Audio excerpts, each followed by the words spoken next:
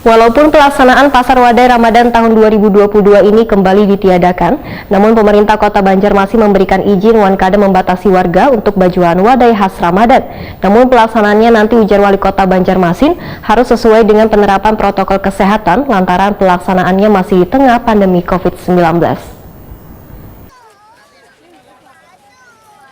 Walaupun pelaksanaan Pasar Wadai Ramadan tahun 2022 ini kembali ditiadakan, namun pemerintah Kota Banjarmasin kadang membatasi warga untuk berjualan wadai khas Ramadan. Wali Kota Banjarmasin Ibnu Sina Wahitakuni Prima TV jelang tengah hari Senin 7 Maret 2022 memandahkan pemerintah kota memberikan izin kepada pedagang yang ingin berjualan berbagai macam wadai selawas Ramadan. Bahkan diminta dilaksanakan di masing-masing kecamatan supaya bisa memenuhi kebutuhan umat muslim untuk menu berbuka puasa.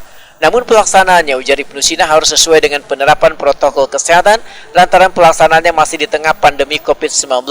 Selain itu, status Banjarmasin berada di level 3 dalam pemberlakuan pembatasan kegiatan masyarakat. Menurut Ibnu Sina, setiap kecamatan yang akan membuka stand pasar wadai harus bisa memastikan bila kawasannya dapat memenuhi aturan protokol kesehatan, di antaranya pengunjung yang datang kada berdesak-desakan wan kada menimbulkan berkumpulnya orang banyak. Pengunjung wan pedagangnya pun wajib memakai masker wan tersedianya wadah membasuh tangan.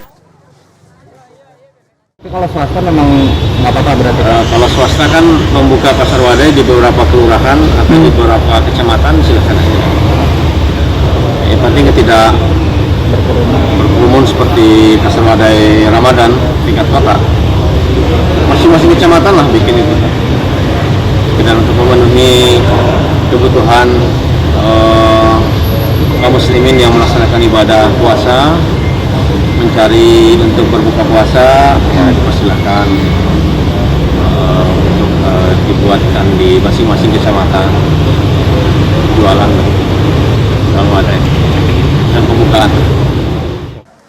Ibnu Sina berharap kegiatan Pasar Wadai Ramadan di Banjarmasin ini bisa memenuhi protokol kesehatan supaya kada menimbulkan klaster baru wan perekonomian warga bisa berjalan dengan baik.